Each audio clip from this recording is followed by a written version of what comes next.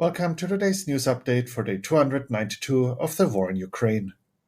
You are listening to The Account. Thank you for tuning in once again. The slow news days continue. Today, nothing that really stands out has been reported.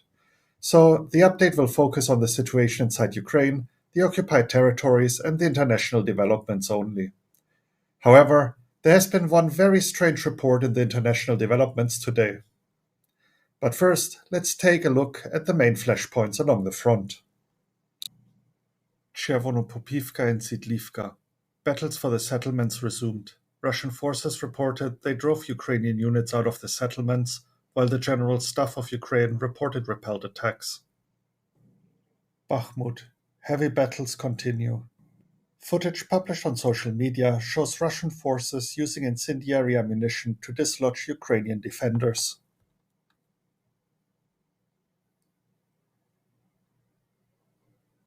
An interesting graphic was shared by Andrew Perpetua on Twitter today, showing the Russian progress around Bakhmut since August 1st. Vodyane. Russian forces managed to advance north of Donetsk airport and reach the outskirts of the settlement. An out-of-bound shelling was reported in Opytne. While reported to be under Russian control, Russian artillery targeted the settlement today. Pavlivka. It is reported that Ukrainian forces are keeping pressure on Russian positions. The front line allegedly runs along the central road from east to west. During the recording of the report, we received information about new HIMARS strikes and explosions in Melitopol. Currently, we do not have any information about the strikes or the targets. One video shared on social media shows a destroyed bridge between Kostiantynivka and Melitopol. Authorities claim partisans planted explosives on the bridge support.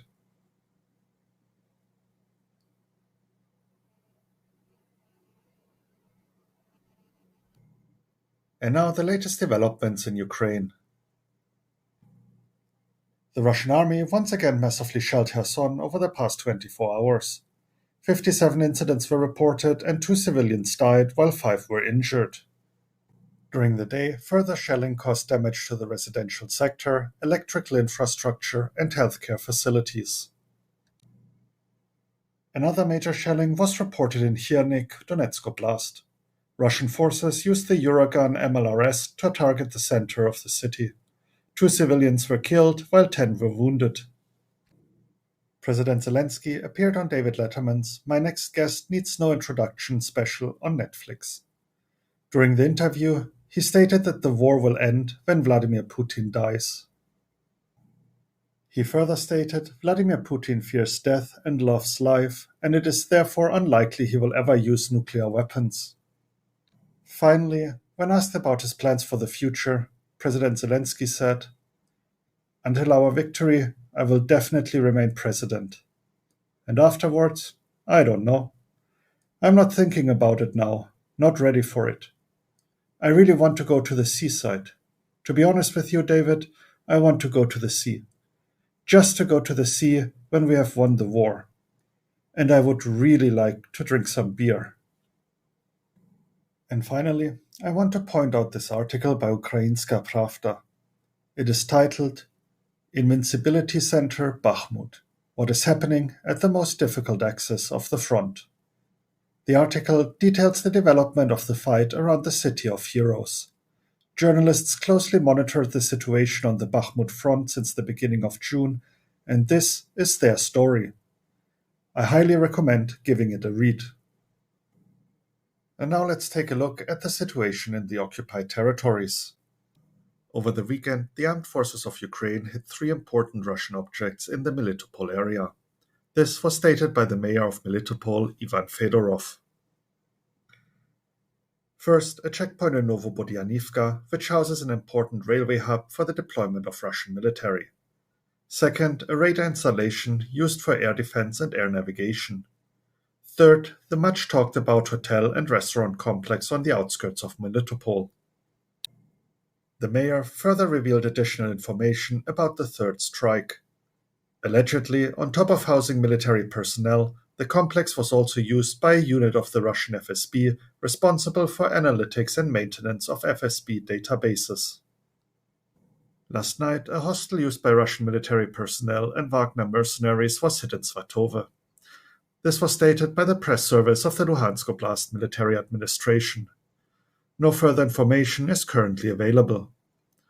A video circling on social media allegedly showing the aftermath was quickly proven as false information, as said footage was geolocated to Alchevsk in Luhansk Oblast and most likely shows the aftermath of a strike on a building used by Russian military personnel on December 4th.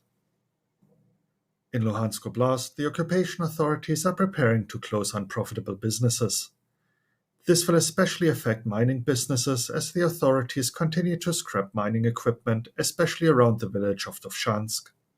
At least 700 miners have been told to find new jobs. Additionally, mobilization efforts have been intensified in the area. Vacancies, especially in the law enforcement agencies, are slowly being filled by Russians as the representatives of the pseudo-republics are either fighting or are already through with fighting. And to wrap up the news, let's look at the international developments. The intimidation attempts of Ukrainian diplomats continue. This morning, the Embassy of Ukraine in Greece received the 28th package containing animal parts. Due to matching modus operandi, the package is likely sent by the same sender as the previous ones. According to his spokesman Dmitry Peskov, Vladimir Putin will not be holding his annual big press conference. The press conference has been a recurring event since 2012. In November, it was reported that there was still no decision on whether to hold it before the end of the year. Belarus is already unlikely to invade Ukraine due to internal dynamics within the country. That is the assessment in today's report by the Institute for the Study of War. Due to relying heavily on his security forces to quell unrest within the country during the protests in 2020 and 2021, should Lukashenko commit a substantial amount of security forces to the war in Ukraine, Belarus would most likely be left exposed to renewed unrests. In conjunction with the previous article, the head of Rivne Oblast military administration, Vitaly Koval, believes that Belarusians have neither motivation nor any plans for taking part in the war. He further stated he believes only a monetary reward would motivate some to take part in hostilities. A Russian citizen has been fined 30,000 rubles, the equivalent of $477, for a dream he had about Zelensky. The court of the Russian city of Chita fined 26-year-old Ivan Losev under an administrative article on discrediting the Russian army. Losev posted the following description of his dream on Instagram. Today, I had a dream that I was enlisted and brought to some training camp, and at that moment the armed forces of Ukraine, headed by Zelensky, burst in. Everyone was detained, and they were going to shoot us. And at that moment Zelensky passed by me and said, "Oh, I saw your stories on Instagram. Glory to Ukraine." I answered, "Glory to the heroes." Zelensky happily patted me on the shoulder and said, "Okay, let him go and shoot all the others." And so, we are standing with him, looking at all this, and I ask him, "May I take a selfie with you for Instagram?" And Zelensky answers, "Help yourself." Apparently, the FSB has been monitoring Losev's Instagram account for quite a while. Already in October, they saw signs of discrediting the Russian army. However, it seems the dream was the final straw. And now let's look at the intelligence update by the UK Ministry of Defence. On December 8, 2022, Russian presidential spokesman Dmitry Peskov re-articulated the main goals of the special military operation. He said that one of Russia's main objectives was the protection of residents of the Donbas and southeastern Ukraine, but claimed there was still much work to be done regarding liberation of those territories.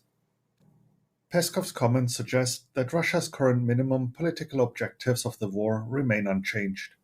Russia is likely still aiming to extend control over all of the Donetsk, Luhansk, Zaporizhia, and Kherson oblasts.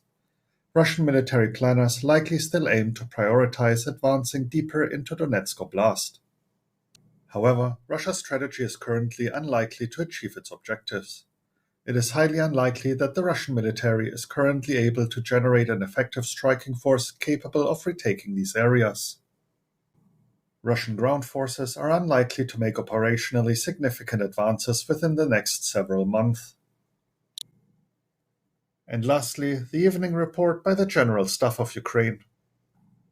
The enemy is concentrating its efforts on conducting offensive actions in the Liman, Bakhmut, Avdiivka, and Zaporizhzhia directions. In other directions, the enemy is trying to restrain the actions of units of the defense forces of Ukraine.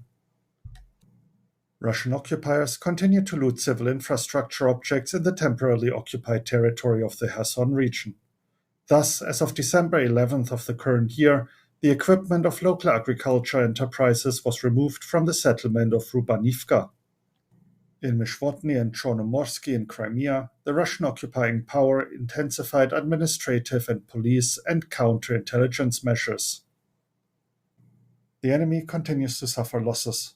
There are more than 100 enemy servicemen with injuries of varying degrees of severity in the local hospital of Rivne, Luhansk Oblast. With the aim of replenishing the losses in manpower and restaffing the units of the 1st Army Corps, women are called up for mobilization. 28 women have already been drafted and sent for training by the Kalinin District Military Commissariat of the city of Donetsk. And that's it for today's news report. Interested in reading up on certain topics? I included the links in the description. Thank you for tuning in and have a great day. You were listening to The Account. Slava Ukraini!